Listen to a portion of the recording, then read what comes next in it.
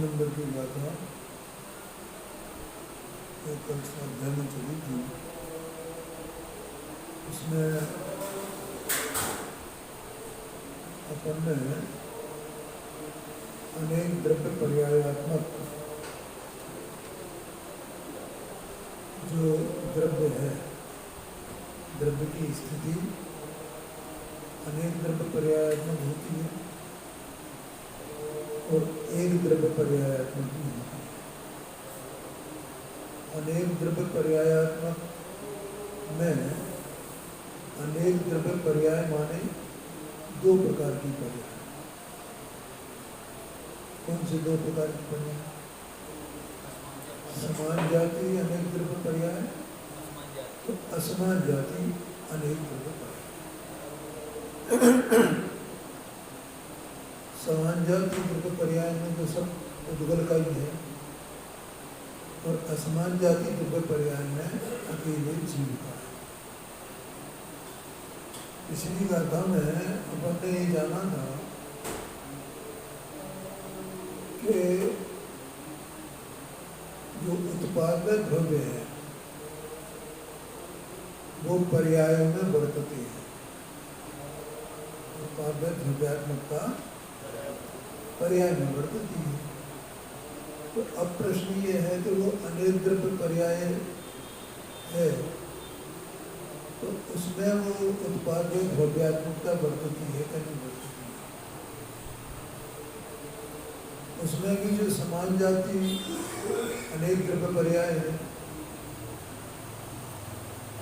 और जो असमान जाति अनेक द्रव्य पर्याय है, तो उन दोनों में ही, उन दोनों प्रकार की पर्यायों में ही उत्पाद्य द्रव्यात्मकता किस प्रकार से वर्तती है, ये बात यहाँ 103 नंबर की गाथा में कही गई है और उसी प्रकार से समझना।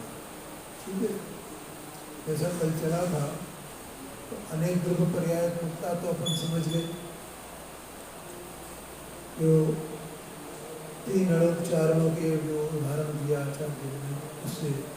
ठीक है, तो 3 अणु का जो पर्याय है उसका व्यय और 4 अणु वाली पर्याय का उपहार। जिस क्षण 4 गुण 4 अणु वाली असमान तो समान जाति द्रव्य पर्याय उत्पन्न हुई है, उसी समय में जो त्रिअणु पर्याय है उसका व्यय हुआ है और उन दोनों अवस्थाओं में उद्गल द्रव्य की जो द्रव्यता है वो कायम रही है। तो एक ही समय में तीनों हो गए। इसी प्रकार से जीव की जो असमान जाति अनेक द्रव्य पर्याय होती है संसार अवस्था में, उसमें भी एक पर्याय का व्यय होता है, दूसरी पर्याय का उत्पाद होता है, तो उसमें कोई भिन्न भिन्न नहीं है, एक ही समय में वहाँ पर पूर्व पर्याय का व्यय और नवीन पर्याय का उत्पाद, समझिए ना।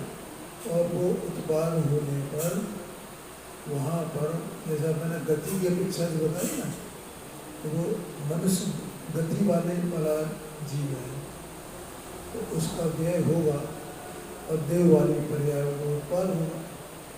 तो पर्याय तो एक ही समय की है, एक का अभाव उसी समय दूसरी पर्याय है, उन दो पर्यायों के बीच में अंतराल नहीं है,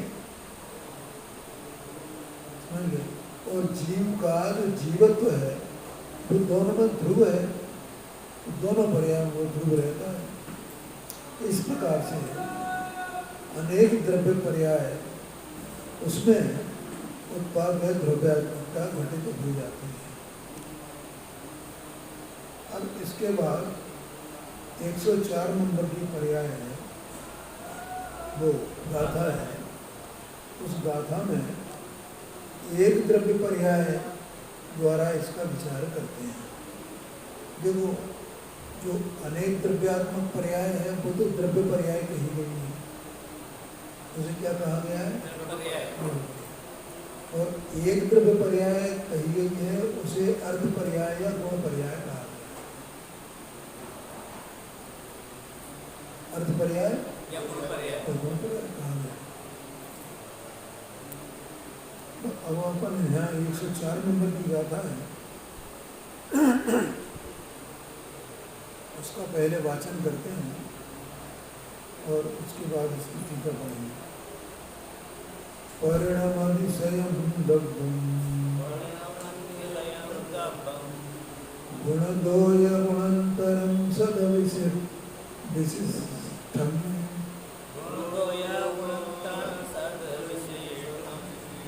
तम्मा गुणपज्जाया बढ़िया गुणदग्धमेवत्ति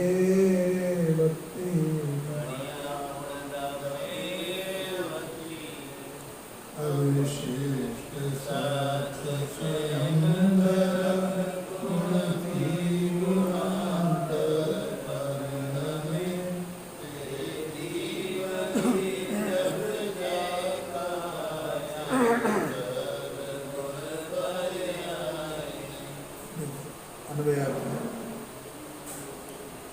सत्ता अपेक्षा से अविशिष्ट रूप से द्रव्य स्वयं ही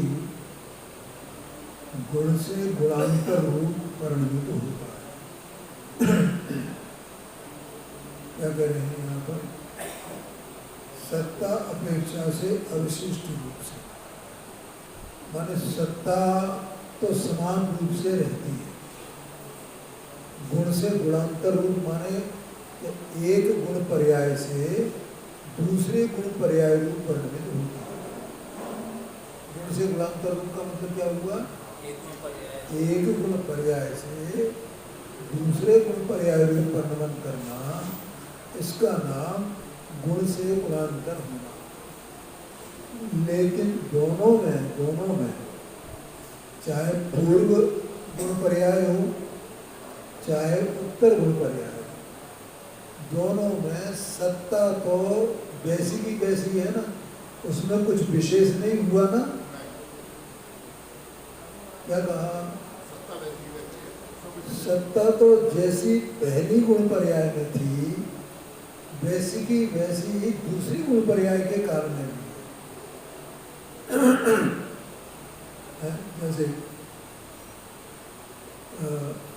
मति ज्ञान शुद्ध ज्ञान का अपन लेते हैं या अल्प ज्ञान और पूर्ण ज्ञान का लेते हैं, तो उससे बात समझ में आती है। जैसे मति ज्ञान शुद्ध ज्ञान, मति ज्ञान शुद्ध ज्ञान ये चल रहा है, तो उसमें ज्ञान गुण की सत्ता तो जो की तो है ना, उसमें कुछ ज्ञान की सत्ता में कुछ विशेष होता है। विशेष काय में हुआ? पर्याय में हुआ। सत्ता में तो कुछ विशेष हुआ नहीं, इसलिए यहाँ ये कहा सत्ता से अविशिष्ट। लिखा भैया गाथार्थ क्यों नहीं मिला? हाँ लिखा है सत्ता अपेक्षा से अविशिष्ट रूप से, यानी सत्ता में कोई विशेष नहीं होता है। सत्ता तो ज्यों की त्यों कायम रहती है। अल्प ज्ञान हो तो भी ज्ञान की सत्ता है, पूर्ण ज्ञान हो तो भी ज्ञान की सत्ता वैसी की वैसी है, उसमें सत्ता में कोई विशेष नहीं है। इसका मतलब सत्ता अपेक्षा से वो द्रव्य अविशिष्ट है, उसमें कुछ भी सत्ता की अपेक्षा से कुछ भी विशेष नहीं हुआ है। लेकिन विशेष हुआ है तो किस अपेक्षा से हुआ है? पर्याय की अपेक्षा से विशेष हुआ है, ऐसा है। द्रव्य स्वयं ही। अब दूसरी बात यहाँ का क्या कही कि द्रव्य स्वयं माने द्रव्य को गुण से गुणांतर होने में कोई दूसरे का सहाय नहीं है, कोई दूसरा उसको करने वाला निमित्त के कारण हो, किसी परद्रव्य के कारण से हो, नहीं है। क्योंकि अगर उसमें स्वयं ही गुण से गुणांतर रूप होने की योग्यता नहीं हो तो वो डेड हो गया ना, एक पर्याय तो हो गई सर। अब दूसरी पर्याय के लिए उसे धक्का दो, तब एक पर्याय जाएगी, तब दूसरी पर्याय आएगी। ऐसा वस्तु का स्वरूप है क्या? इसलिए कहा द्रव्य स्वयं ही, ये जो स्वयं शब्द डाला है उसका भी बहुत महत्व है। द्रव्य स्वयं ही, ऐसे वो पर्याय से रचित स्वयं है ना, उत्पाद द्रव्य से रचित वो स्वयं है ना, इसलिए वो पर्याय से पर्यायांतर रूप परिणमित होता है, स्वयं ही परिणमित होता है। तो अगर वो स्वयं ही परिणमित नहीं हो तो फिर वो उसे दूसरा दे, फिर वो उसमें विलंब होएगा कि नहीं होगा, फिर उत्पाद में द्रव्य एक साथ कैसे हो जाएगा? इतनी गजब की बात है ये। मैं ये बार बार कहता हूँ, जिनवाणी में जो शब्द आते हैं वो शब्द कोई निरर्थक नहीं है, किसी न किसी प्रयोजन से है। हाँ, इसलिए एक एक शब्द पर विचार करना चाहिए कि स्वयं शब्द क्यों आया। द्रव्य गुण से गुणांतर रूप परिणमित हो जाता है, ऐसा कह देते, लेकिन नहीं, स्वयं देखो लिखा परिणमति स्वयं दर्पम, लिखा है ना मूल गाथा, परिणमति स्वयं दर्पम, द्रव्य स्वयं परिणमित होगा। अर्थात द्रव्य स्वयं ही एक गुण पर्याय में से अन्य गुण पर्याय रूप परिणमित होता है। ठीक है भाई, ये गुण पर्याय का अर्थ समझ गए, जो एक ही द्रव्य से होती है, अन्य द्रव्य से नहीं होती। इसी प्रकार से अपन जो है इसको पुद्गल पर भी लगा सकते हैं, तो पुद्गल में स्पर्श विवरण है, ठीक है। जैसे अब पुद्गल में कैसे लगाएंगे कि देखो, पुद्गल में ऐसे लगाएंगे कि पुद्गल में स्पर्श एक गुण है ना, अब स्पर्श गुण के कितने भेद हैं? 8 भेद हैं। कौन कौन से भेद हैं? भेद माने पर्याय, ठीक है, परिसमता भेद पर्याय, ऐसा आया था ना कल, वो कौन सी गाथा है? 14 नंबर की गाथा। तो चारों ओर से जो भेद को प्राप्त हो वो पर्याय है, ठीक है। अब जो गुण है स्पर्श गुण, तो स्पर्श गुण है तो उसकी 8 प्रकार की पर्यायें होंगी। ये समझ में आता है कि नहीं? स्पर्श गुण की 8 प्रकार की पर्याय कौन कौन, किस किस प्रकार से परिणमित होगा स्पर्श गुण? तो हल्का, भारी, और क्या क्या है? ठंडा, गर्म, रूखा, चिकना, कड़ा, नरम, ठीक है। अच्छा, अब देखो, जिस समय उसकी कठोरता रूप परिणमन होगा उस समय नरम रूप परिणमन नहीं होगा ना। जिस समय शीत रूप परिणाम होगा स्पर्श गुण का, उस समय उष्ण रूप नहीं होगा ना। जिस समय रूक्ष रूप परिणाम, उस समय स्निग्ध रूप नहीं होगा ना। जिस समय भारी रूप परिणमन होगा उस समय हल्के रूप परिणमन नहीं होगा ना। एक काल में एक ही होगा ना। तो एक स्पर्श गुण उसकी एक पर्याय। अब इन पर्यायों में से जैसे शीत और उष्ण में लगाएं, तो जब शीत का अभाव तो उष्णता रूप परिणमन, उष्णता का अभाव तो शीत रूप परिणमन है। और वो एक ही काल है जिस काल में उसका उष्णता रूप परिणमन हुआ है, उसी काल में शीत रूप परिणाम का अभाव हुआ। एक गुण पर्याय का हो गया। अपन ने जीव में लगाए या पुद्गल में लगाए, अपन ने जीव का उदाहरण लिया था यहाँ, और अब ये इसका पुद्गल का उदाहरण चाहिए। ऐसा है, इसका मतलब ये सिद्ध होता है कि एक द्रव्य में अनेक प्रकार की पर्याय होती हैं, एक पर्याय से दूसरे पर्याय रूप वस्तु परिणमित होती है। मिथ्यात्व रूप पर्याय जीव द्रव्य सत्स्वरूप वस्तु है ना, सत्ता से विशिष्ट सत्स्वरूप वस्तु है। ये ही मिथ्यात्व रूप परिणमा है। अनाथ से परिणाम चल रहा है, परिणाम चल रहा है। मिथ्यात्व मिथ्यात्व मिथ्यात्व मिथ्यात्व। और जिस समय क्षम सम्यक हुआ उस समय मिथ्यात्व का भाव हुआ क्या? सम्यक तो मिथ्यात्व दोनों बने रहे हैं, ऐसा तो नहीं।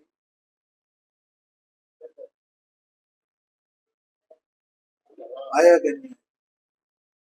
तो इस प्रकार से वो मिथ्यात्व का अभाव होने का काल और सम्यक्त्व के होने का काल एक ही है ना। तो वो उत्पाद वे दोनों एक साथ हो गए और इसको गुण पर्याय कहा गया। और जीव की सत्ता वैसी की वैसी नहीं। तो गुण से गुणांतर परिणमित हो गया। सत्ता अविशिष्ट है, सत्ता में कुछ विशेष हुआ नहीं और वो स्वयं ही परिणमित होता है। कौन करे उसको? अगर कोई करने वाला हो तो क्या हुए? फिर तो दूसरा भैया, अब हमें जो है ना ये सम्यक दर्शन प्राप्त करना है तो कहाँ चले? किसका सहारा लें? हाँ जी, हाँ जी। ऐसा मानने वाले कि कहीं ये करने अथवा तो बाहर की क्रिया करें, कल क्रिया की बात आई, ये क्रिया करें इससे हमें समृद्ध हो।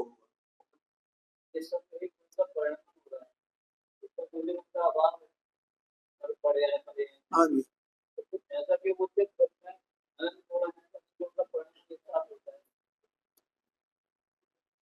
कोई बात नहीं, ऐसा है बेटा कि ये तो एक द्रव्य में गुण से गुणांतर रूप होना है या एक पर्याय से दूसरे पर्याय रूप होना, उसके लिए दृष्टांत हमने दिया है। समझिए ना। और द्रव्य को भी अपन ले सकते हैं उसमें, क्योंकि अनंत गुण है उसमें। लेकिन उस द्रव्य से हम उसको समझ नहीं पाएंगे कि गुण से गुणांतर होने पर उसमें किस प्रकार से उत्पाद में द्रव्य उत्पत्ता रहती है।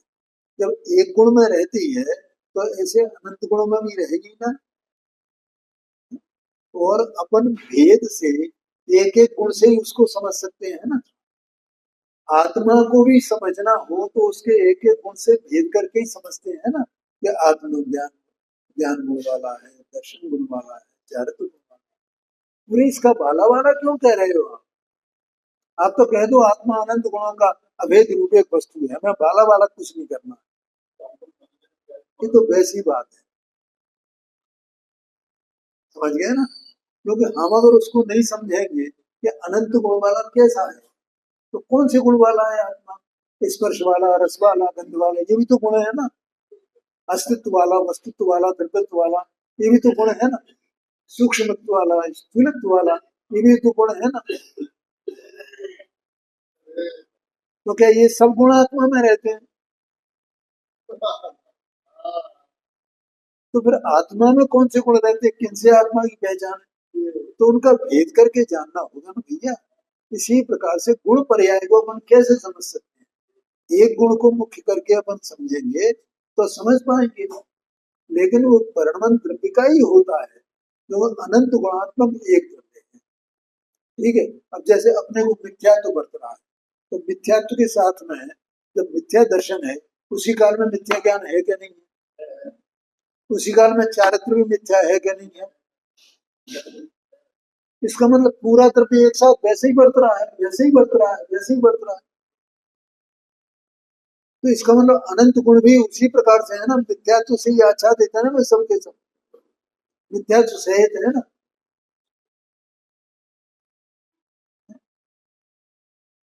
कोई किसी के मुख पर कालिमा लगाए, मुख पर कालिमा लगा दी पूरी, तो वो आंख उसकी जद में आई के नहीं आई, कान आए के नहीं आए, नाक आई के नहीं आए, मुंह आया के नहीं आया, सभी हो गए ना उसके उस कालिमा से। ऐसे ही मिथ्यात्व रूप कालिमा है तो सभी वे मिथ्या मिथ्या में है वे सब के सब।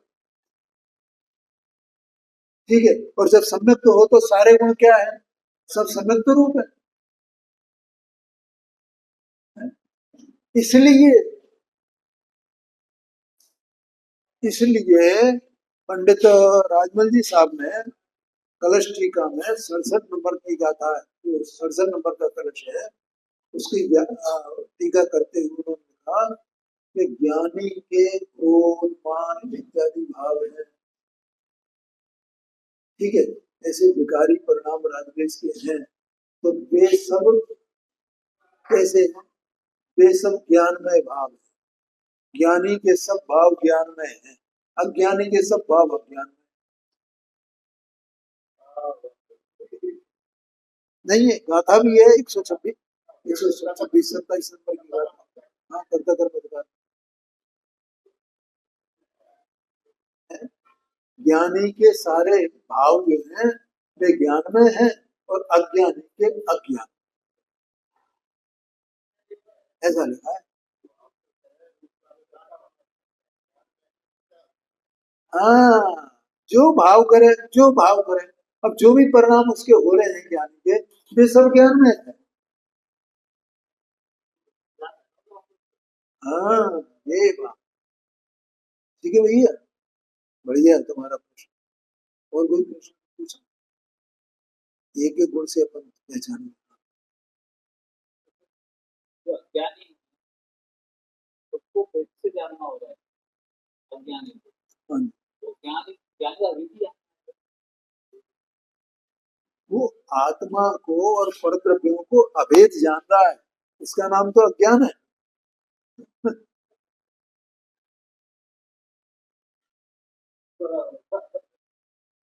आत्मा को और परद्रव्यों को क्या कर रहा है वो? अभेद जान रहा है, सबको अभेद जान रहा है। उसे भेद है ही नहीं, तो भेद ज्ञान कहाँ है उसे? अगर भेद ज्ञान हो तो सबको भिन्न भिन्न जाने, ऐसा आशय है। हाँ जी, हाँ जी, एक ही है, एक में एक हो रहे हैं, उसे ख्याल ही नहीं है, पता ही नहीं है कुछ। तो इस प्रकार से यहाँ पर इसमें प्रकट में आया, अर्थात द्रव्य स्वयं ही एक गुण पर्याय में से अन्य गुण पर्याय रूप परिणमित होता है, और उसकी सत्ता गुण पर्यायों की सत्ता के साथ अविशिष्ट, अभिन्न, एक ही, एक रूप ही रहती है। पर्याय बदलने पर भी सत्ता नहीं बदलती, और उससे गुण पर्याय द्रव्य ही की कही गई है। ठीक है, वे गुण पर्याय किसकी हैं? क्यों? क्योंकि सत्ता से अविशिष्ट है, इसलिए वो द्रव्य की कही, द्रव्य की गई। ये द्रव्य की कही गई ना, गुण की नहीं कही गई ना। लेकिन गुण के द्वारा समझाए बिना वो समझ में नहीं आएगी। पर्याय द्रव्य की ही है, क्योंकि सत्ता से अविशिष्ट है। हाँ जी, हाँ जी।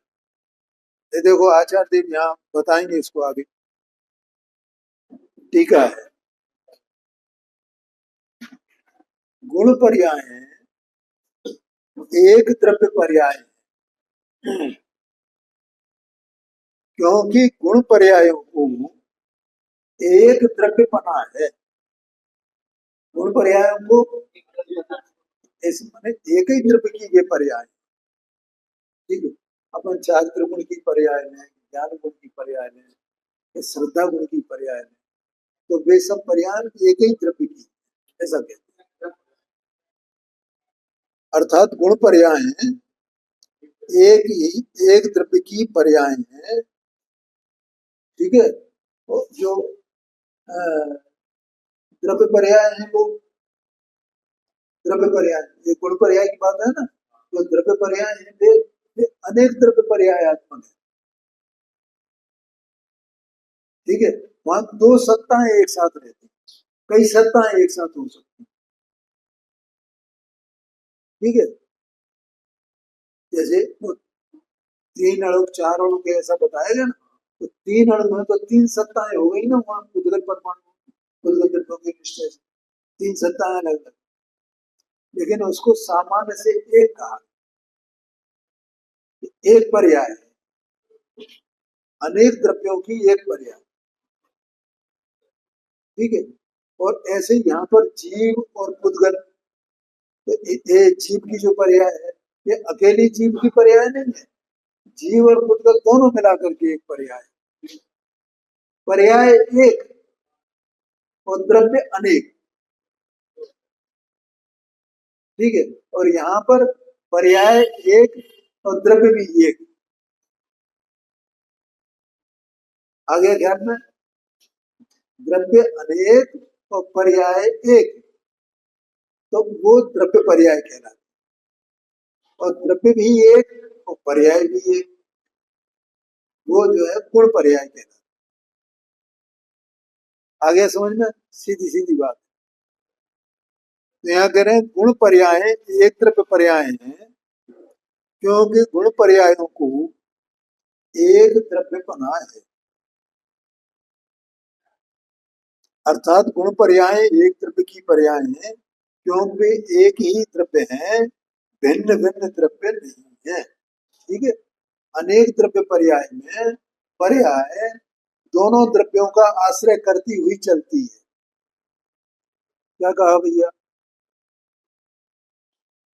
द्रव्य पर्याय में क्या है, ये जो अनेक द्रव्य है ना, तो उन अनेक द्रव्यों का ही आश्रय करके चलेगी ना पर्याय। जैसे तीन अणु पर्याय कहेंगे, तो उस पर्याय में तीनों अणु शामिल हैं। हाँ जी, हाँ जी। और चार अणु पर्याय में चारों अणु शामिल है, तो सत्ताएं चार हो गई ना, तो चारों सत्ताओं का अवलंबन करती हुई वो पर्याय एक पर्याय कहेंगे, उसका नाम द्रव्य पर्याय। ऐसे जीव और पुद्गल दोनों, वो पर्याय दोनों का अवलंबन करती हुई चलती है। कही जाएगी एक द्रव्य की, दो द्रव्य की नहीं कही जाएगी, वो सब व्यवहार है। अब यहाँ उसको एक द्रव्य पर्याय को समझाते हैं आम के फल के द्वारा। जैसे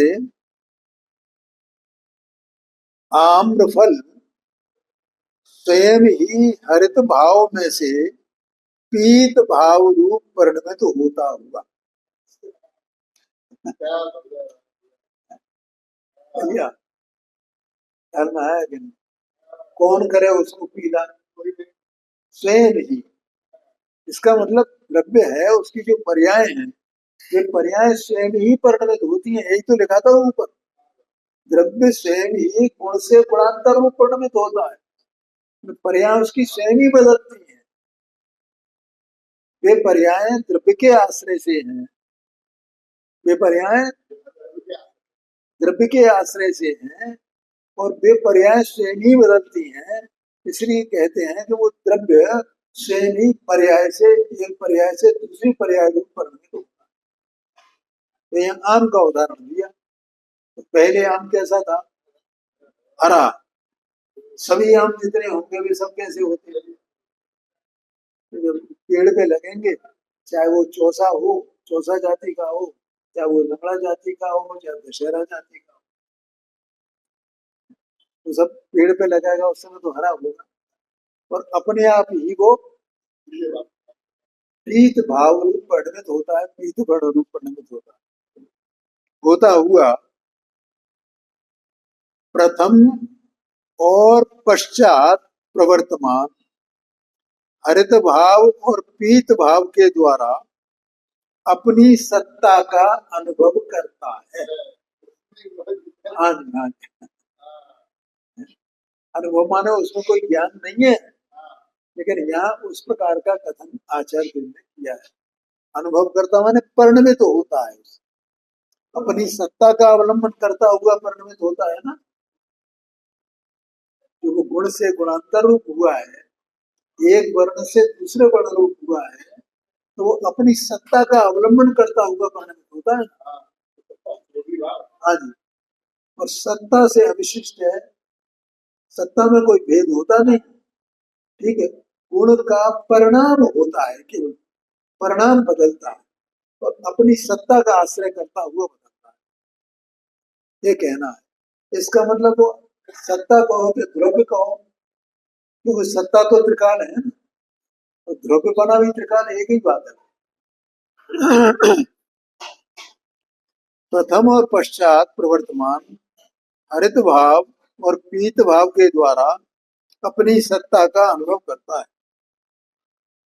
इसलिए हरित भाव और पीत भाव के साथ अविशिष्ट सत्ता वाला होने से एक ही वस्तु है।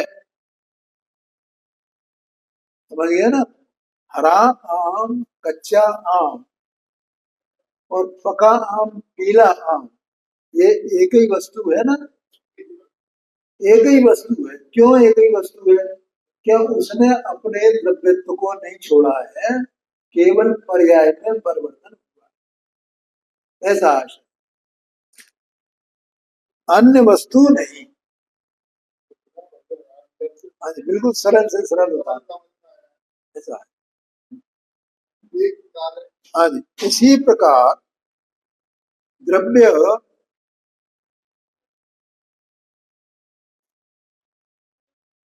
स्वयं ही पूर्व अवस्था में अवस्थित गुणों में से उत्तर अवस्था में अवस्थित गुण रूप परिणमित होता हुआ। देखो भैया, क्या नवीन, क्या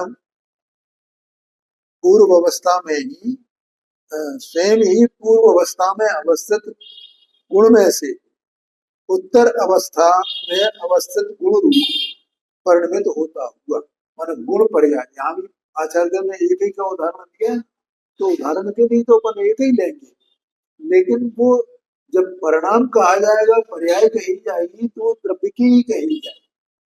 तो गुण की अकेले की पर्याय नहीं होती है, द्रव्य की पर्याय।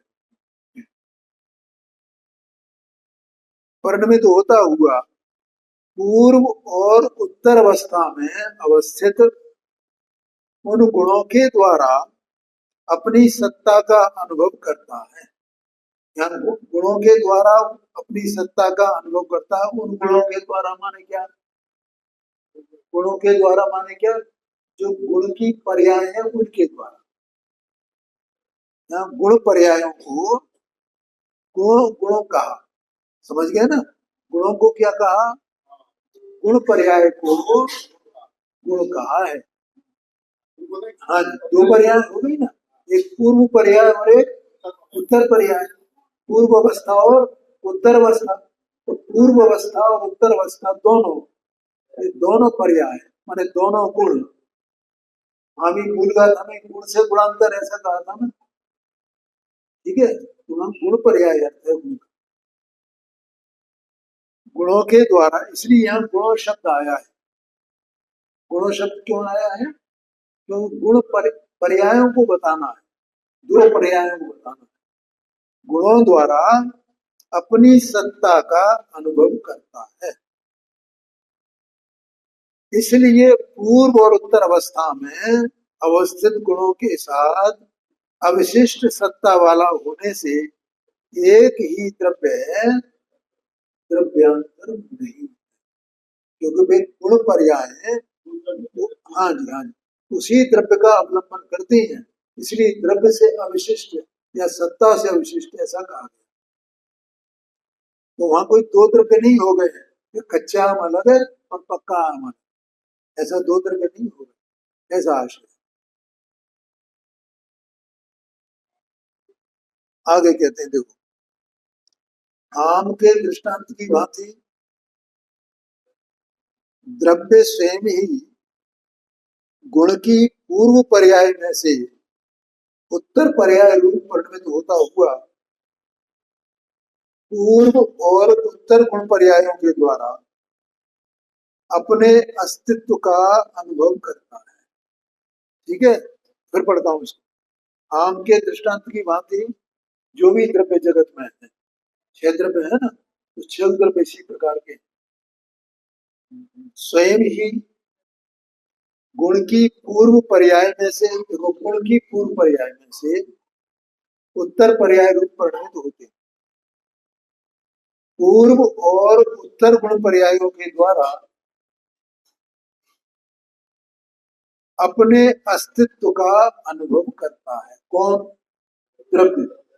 द्रव्य स्वयं ही एक गुण पर्याय से दूसरे गुण पर्याय रूप होते हुए, तो वो जैसे पूर्व पर्याय वो उसी द्रव्य की है ना, और उत्तर पर्याय वो भी उसी द्रव्य की है, तो दोनों पर्याय में द्रव्य का द्रव्य तो सेम का सेम रहा ना, वही का वही रहा। इसी का नाम है कि वो बदलती हुई पर्यायों में, अलग अलग पर्यायों में द्रव्य एक पने का अनुभव करता है। हाँ हाँ बिल्कुल, वही जो पर्याय है, तो उनमें पर्याय में उत्पाद में द्रव्य तीनों शामिल है। तो उत्पाद है वहां, उसमें कोई बात नहीं।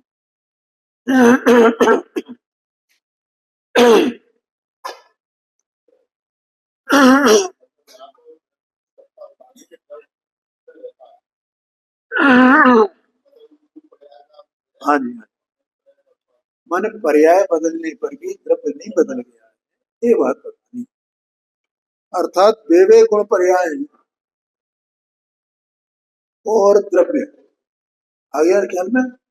वे वे द्रव्य पर्याय है, पूर्व पर्याय और उत्तर पर्याय है, वे वे गुण पर्याय और द्रव्य एक ही द्रव्य रूप में है, भिन्न भिन्न द्रव्य नहीं। अब आगे कहते थे, और जैसे पीत भाव से उत्पन्न होता हुआ हरित भाव से नष्ट होता हुआ। अब ये उत्पाद वैसे रूप को बता रहे हैं, जैसे आपने अभी बोला ना, पीत भाव से उत्पन्न होता हुआ और हरित भाव से, कौन? वो आम स्वयं। पीत भाव और हरित भाव दोनों उसी के भाव है ना, तो वो आम पीत भाव से उत्पन्न होता हुआ और हरित भाव से नष्ट होता हुआ और आम्र फल रूप से स्थिर रहता हुआ। ठीक है, आम्र फल एक वस्तु की पर्यायों द्वारा उत्पाद व द्रव्य है। वो आम का जो फल है वो आप ही स्वयं उत्पाद व द्रव्य स्वरूप है। उसी प्रकार उत्तर अवस्था में अवस्थित गुण से उत्पन्न और पूर्व अवस्था में अवस्थित गुण से नष्ट और द्रव्य गुण से स्थिर होने से द्रव्य एक द्रव्य पर्याय के द्वारा उत्पाद व द्रव्य है। जैसे अपन ने भी बीच में दो दृष्टांत लिए थे ना, एक तो अल्प ज्ञान और पूर्ण ज्ञान। तो अल्प ज्ञान रूप जो साधक जीव है वो अल्प ज्ञान रूप है ना, और जो केवल ज्ञानी जीव है वो पूर्ण ज्ञान रूप है। तो अल्प ज्ञान भी उसी जीव की पर्याय है ना, वो पूर्व पर्याय हुई, और केवल ज्ञान वो उत्तर पर्याय हुई, उसी उसी की है ना। तो जीव जीव जो द्रव्य है वो दोनों में बराबर ज्यों का त्यों कायम है। जीव द्रव्य तो जीव द्रव्य रूप से कायम है, इसलिए कहा कि वो दोनों पर्यायों का, माने नष्ट होती हुई पर्याय और उत्पन्न होती हुई पर्याय, इन दोनों पर्यायों का वो एक पने से अनुभव करता है। अर्थात वो एक रूप ही रहता है, वो बदलता नहीं है। समझ में आया कि नहीं? क्या कहा? साधक अवस्था में वो द्रव्य द्रव्य पने से वैसा का वैसे ही है क्या? नहीं, ठीक है। और साध्य की प्राप्ति हो गई तो उस काल में भी वो पैसा का वैसे ही है, मोक्ष रूप परिणमित हो गया है। तो मोक्ष रूप दशा में और संसार अवस्था में जीव द्रव्य तो एक ही प्रकार का है ना, संसार अवस्था का अभाव और मोक्ष अवस्था का उत्पाद। ठीक है, तो वो जो उत्पन्न होती हुई पर्याय है उसमें पूर्व पर्याय का संसार अवस्था का अभाव है, मोक्ष की पर्याय में संसार अवस्था का अभाव। करना है ये 18 नंबर की गाथा है ना, उसमें ये लिखा कि भगवान के सिद्ध भगवान के उत्पाद में है कि नहीं। यही गाथा है कि उनके उत्पाद में है कि नहीं है, क्योंकि अब वे तो अकेले रह गए, तो अब तो ध्रुव रह गए कि उत्पाद में सहित ध्रुव है उनका।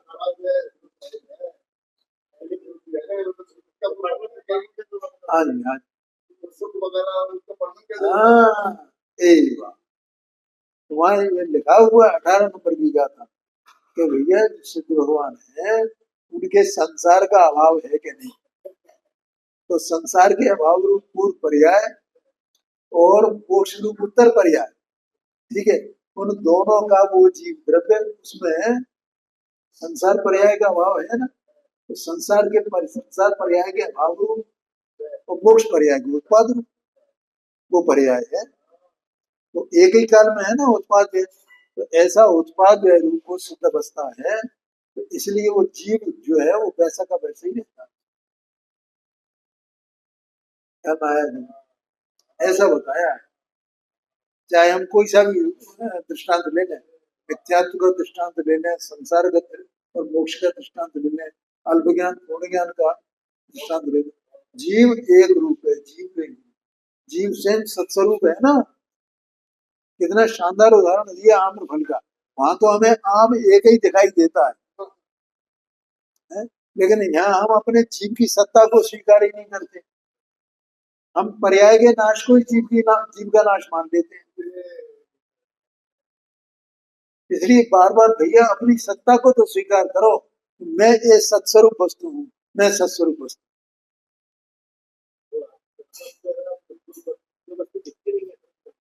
हाँ, हाँ। अरे भैया दिख रही है। हाँ, देखो अब वो नहीं जान रहा, उसका उपयोग नहीं जान तो कोई क्या करे। मैं एक बात हमेशा कहता हूँ ना, कौन सा ऐसा जीव है जो ये नहीं जानता कि मैं नहीं जानता। हर एक जीव ये जानता है, मैं जानता हूँ, मैं जानता हूँ, मैं जानता हूँ। ये यही तो है, आबाल गोपाल सबको सदा ही आत्मा ही अनुभव में आ रहा है।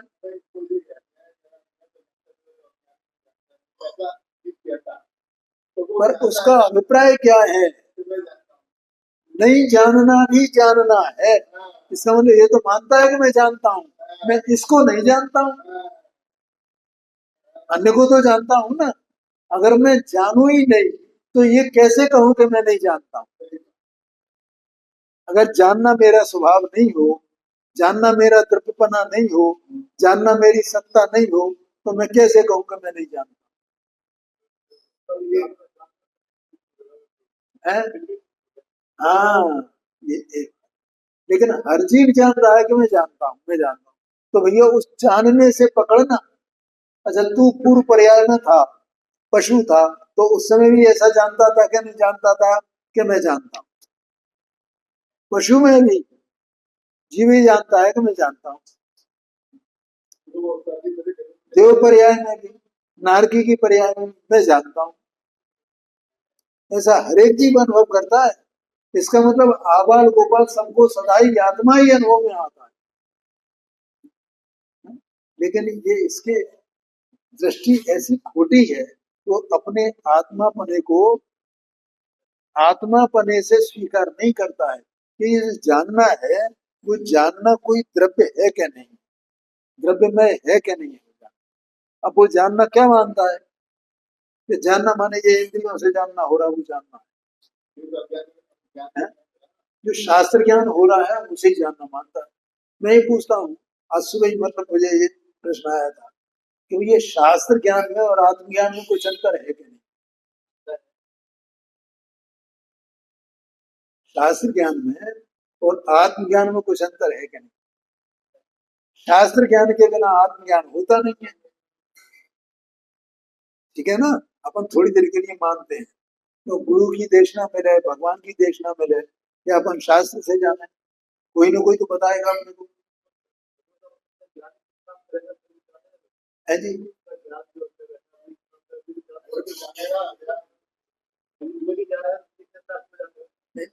ठीक है, नहीं मैं पूछ रहा हूँ, मेरा प्रश्न है ये, वो तो ठीक है ये जान रहा है ज्ञान, लेकिन मैं ये पूछ रहा हूँ, शास्त्र ज्ञान में और आत्म ज्ञान में कोई अंतर है कि वो एक ही है? अंतर है, क्या अंतर है? नहीं, यही बात बताओ। क्यों कह रहा हूँ इसलिए कह रहा हूँ कि जानने वालों ने स्वयं से नहीं, वो अलग बात है। मैं तो एक बिल्कुल अपन ये समझो कि हम अज्ञानी हैं। ये तो बात हम ये अपनी सुनी सुनाई है। ये भी शास्त्र ज्ञान की बात है। ठीक है, तो शास्त्र ज्ञान में और आत्मज्ञान में क्या अंतर है? कि शास्त्र ज्ञान में शास्त्र का निमित्त है और आत्मज्ञान में आत्मा जो द्रव्य स्वयं है, सत्ता स्वरूप वस्तु, वो निमित्त है।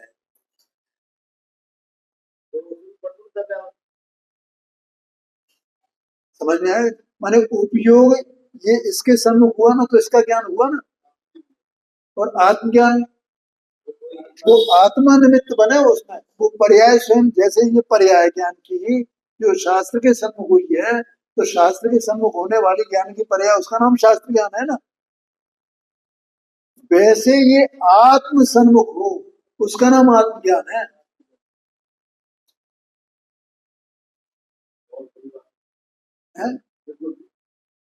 ऐसा है कि नहीं है? हाँ जी, हाँ जी। लेकिन ये शास्त्र ज्ञान को ही आत्मज्ञान मान ले तो भाई उसका शास्त्र ज्ञान है, तो जो शास्त्र ज्ञान है और आत्मज्ञान है, तो आत्मज्ञान होगा तो कोई ज्ञान में स्वाद न्यारा होगा कि नहीं? और आत्म जो शास्त्र ज्ञान है, तो उसका स्वाद न्यारा होगा कि नहीं होगा? स्वाद कहो, अनुभव कहो, कुछ भी कहो, तो दोनों भिन्न भिन्न हुए ना। आत्मा के सम्मुख हुए बिना आत्मज्ञान नहीं होता है, और शास्त्र ज्ञान के सम्मुख हुए बिना शास्त्र ज्ञान नहीं होता। शास्त्र के सम्मुख हुए, हाँ जी, हाँ जी, हाँ जी। आत्म आत्म सन्मुख हो तब वो आत्मज्ञान कहा जाएगा।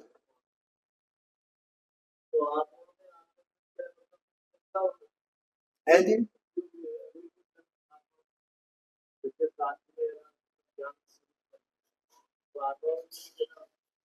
तो पर्याय तो अलग अलग हुई ना।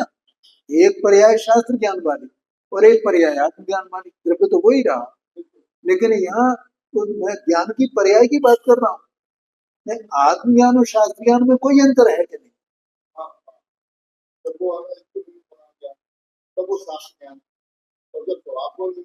हाँ जी, हाँ। अपन ने अभी तक जितना पढ़ा है, हमें जितना याद है, हम ये जो जानते हैं, हम ये जो बोल रहे हैं, ये सबके साथ आप बोल रहे हैं, ये शास्त्र ज्ञान है। ये शास्त्र ज्ञान है। क्षेत्र पे हमने जाने तो कहाँ से जाने भैया? कौन जानता है? दूसरा कोई जानता है? शास्त्र ज्ञान से जाना। ठीक है, केवल ज्ञानी परमात्मा आत्मज्ञान से जानते हैं क्षेत्र को, और हम शास्त्र ज्ञान से जान रहे हैं। क्षेत्र में है ना, ये हुआ शास्त्र ज्ञान। और आत्मा के सम्मुख हो तो आत्मा को जाने, तो उसका नाम आत्मज्ञान।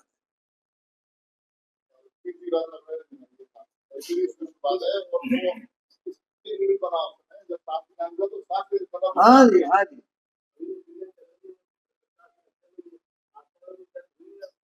नहीं हुआ है ना। एक बात, दूसरी बात, शास्त्र ज्ञान विनाशी है,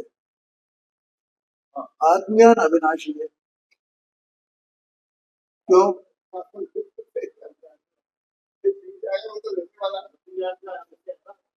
नहीं, शास्त्र ज्ञान तो परद्रव्य है ना। ये शास्त्र ज्ञान क्या है? पद, और आत्मज्ञान क्या है? क्या जो आत्मा है सोई आत्मज्ञान है, जो आत्मज्ञान है सोई आत्मा है। तो आत्मज्ञान से आत्मा अलग हो जाएगा क्या? कभी कभी हो जाए अलग? ये चौथे गुण स्थान में होगा तो वो सिद्ध अवस्था में भी है क्या? नहीं है। तो सिद्ध अवस्था में कहाँ तक रहेगा? और शास्त्र ज्ञान है क्या वहां? शास्त्र ज्ञान कहो तो उपचार से कहो, कोई बात नहीं है, लेकिन वो मूल में आत्मज्ञान हुआ, तो आत्मज्ञान एक बार हुआ सो हुआ। लेकिन शास्त्र ज्ञान तो अब ये पर्याय छूट जाए, क्रियंच अवस्था में चला जाए, तो शास्त्र ज्ञान रहेगा? बोलो ना, नरक में चला जाए तो शास्त्र ज्ञान रहेगा? मनुष्य में दूसरी किसी जाति में भील बन जाए, कुछ बन जाए, तो वहां शास्त्र ज्ञान रहेगा? कुछ नहीं रहेगा। अगर आत्मज्ञान हुई तो तब है तो पूरा है तो नरक में जावे तो भी आत्मज्ञान रहे। यही तो है ये बात आगे से।